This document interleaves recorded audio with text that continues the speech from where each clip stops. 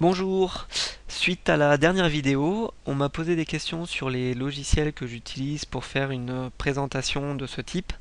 Donc j'ai décidé de vous parler d'un ancien centre d'intérêt qui concerne les logiciels libres et donc quels outils j'utilise pour faire une vidéo de ce type avec de tels logiciels.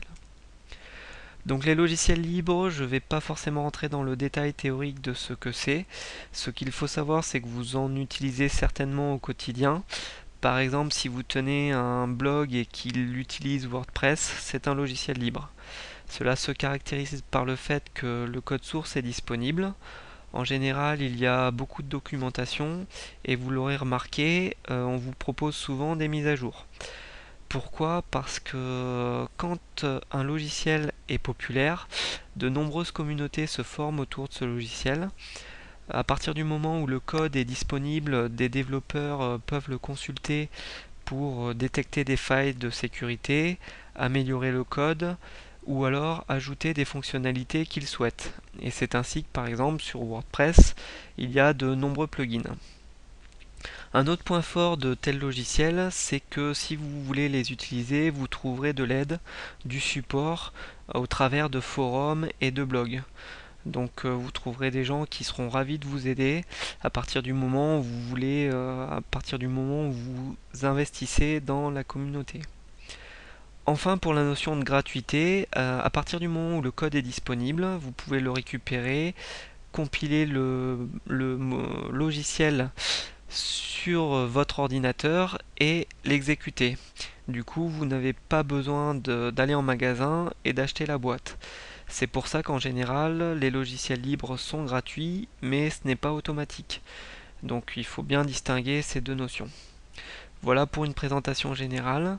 Quels sont les outils que j'utilise pour faire cette vidéo? Déjà pour commencer, le système d'exploitation, je n'utilise pas Windows, mais une distribution Linux qui s'appelle Ubuntu, qui est grand public. Vous trouverez de nombreux sites et forums pour vous aider si ça vous intéresse de l'utiliser. Pour faire cette présentation, je n'utilise pas la suite de Microsoft bien connue, mais j'utilise OpenOffice, qui est une distribution équivalente, qui est un logiciel de plus en plus abouti et qui est gratuit. Donc c'est vraiment très intéressant à utiliser et il est disponible sur Windows. Pour enregistrer cette vidéo, j'utilise Record My Desktop, qui est facile à utiliser, que je ne connaissais pas, que je connais que depuis peu. J'avais trouvé une vidéo sur internet et du coup j'utilise ce logiciel là.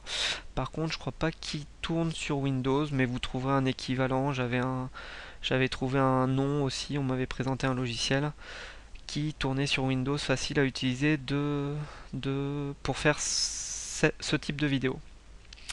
Enfin, Record My Desktop me sort pas des vidéos qui sont directement utilisables dans YouTube, donc je suis obligé de faire de la conversion de format.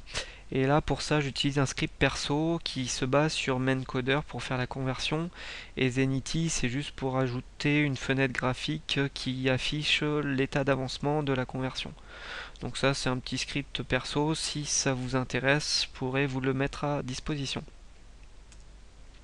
Voilà pour cette présentation. Tout d'abord, je tiens à remercier les personnes qui m'ont posé des questions sur la dernière vidéo. Si vous avez des questions ou des sujets que vous voulez que j'aborde, n'hésitez pas à poser des commentaires en dessous de cette vidéo. Je serai ravi d'y répondre. Et en attendant, je vous dis à bientôt.